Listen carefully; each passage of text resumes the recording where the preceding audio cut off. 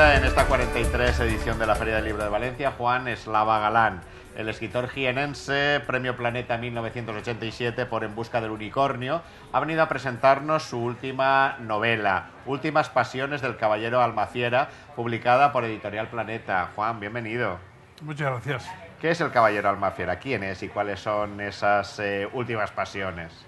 Bueno, es un caballero francés de la Provenza que regresa de la fallida Cuarta Cruzada y encuentra con que su heredad se la han arrebatado y va a protestarla y a intentar recuperarla a Zaragoza, donde se ha formado una nueva cruzada contra los moros de España, que es la que ahora hace 800 años, la batalla de las Navas de Tolosa. 1212. Y de pronto este hombre se ve implicado en un asunto amoroso. Este hombre que ya venía un poco harto y un poco de vuelta de muchas cosas, ¿no?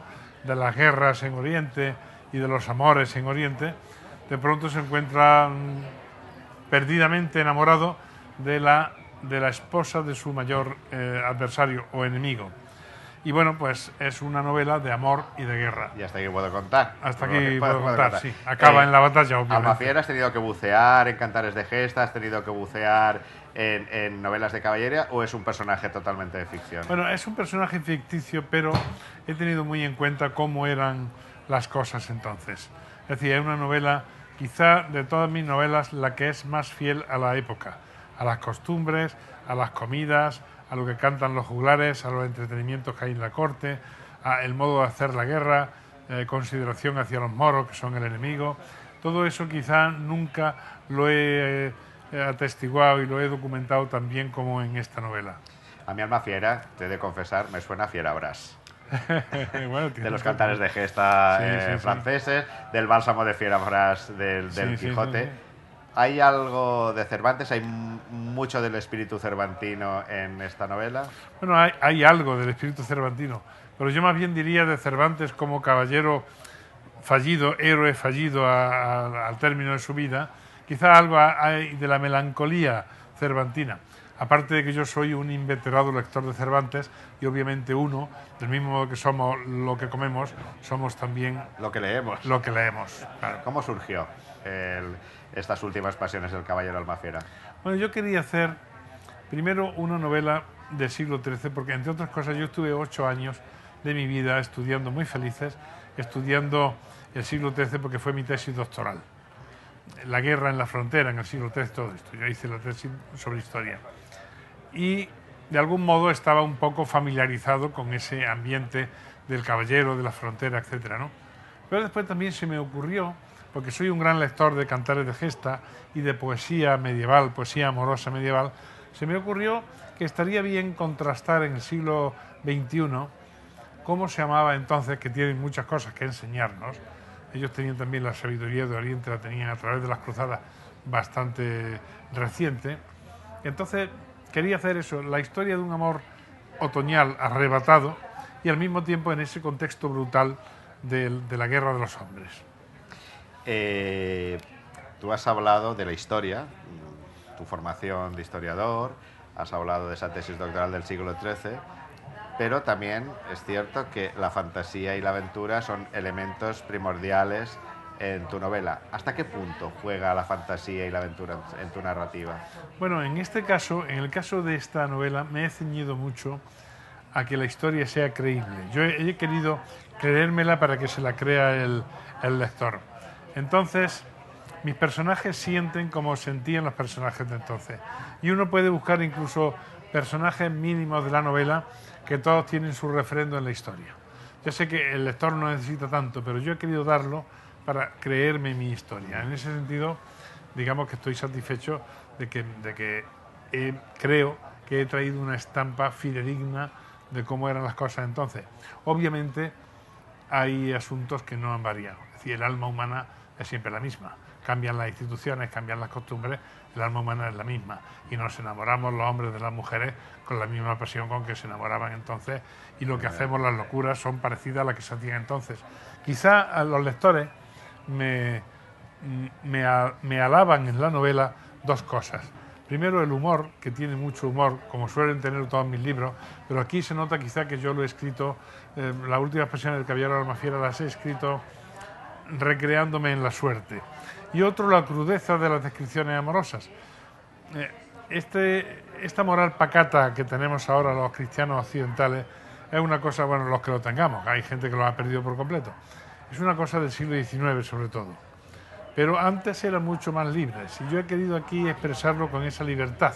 Hay, por ejemplo, una monja, una abadesa en la novela, doña Ermengarda, que es una mujer de costumbres muy libres, ¿no? A lo mejor choca un poquito, ¿no?, que una monja sea, pero bueno, así era la vida entonces. Abogas por la comprensión, tratando como un tema como es la Navajas de Tolosa, pero tú abogas por la comprensión, por las tres culturas. No, todo lo contrario. ¿Todo lo contrario? Sí, soy políticamente incorrecto. Nunca hubo convivencia de las tres culturas, como algunos políticos analfabetos nos quieren hacer creer ahora, ¿no? Ni hubo alianzas de civilizaciones ni nada. En esta novela los moros se llaman moros y los cristianos se llaman cristianos. Aquí en Levante, donde estamos, obviamente decir moro no es políticamente incorrecto, pero es que ya parece que eso no se puede decir en el resto de España, ¿no? No, pues los moros son moros. Y obviamente se odian entre ellos y no se entienden en absoluto, como ha ocurrido siempre a lo largo de la historia. Sí, es políticamente incorrecto. Sí, absolutamente desde políticamente. El pensamiento de Sánchez de Albornoz y No, las tres culturas y todas aquellas cosas. Uno ya está en la edad en que puede decir las verdades del barquero sin que se le caigan los anillos, y yo en la novela las digo. Y has pagado luego a Caronte. Sí, sí, tranquilamente. Sí. ¿Cómo fue el proceso de escritura de esta novela? Bueno, primero hice un esqueleto, porque yo tenía ese prurito de que fuera documentalmente verdad. Hice un esqueleto de cómo funciona la cruzada, desde que se convoca, cómo la gente se reúne, de dónde vienen, de qué países, todo eso, ¿no?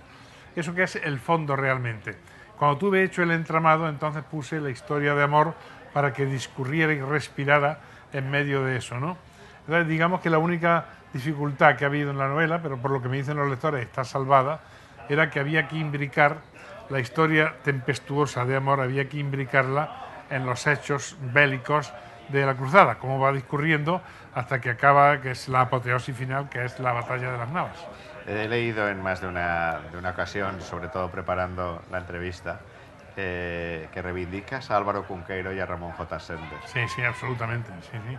Hombre, lo que pasa es que en este país, más que en otros, cuando muere un gran escritor, lo primero que cae sobre él es el absoluto olvido. Y luego unos se rescatan y otros no. Entonces, yo personalmente, como lector, que obviamente yo me considero antes lector que escritor, pues hay algunos autores que yo los visito continuamente. Es como si tuviera unos amigos muertos con los que, sin embargo, puede seguir hablando. Y entonces, dos de los que yo hablo con bastante continuidad son precisamente Cunqueiro y Sender o Sender. Con lo que revisitan sus lecturas. Revisito sus lecturas, sí. Tengo los libros muy sobados. ¿Y a quién más?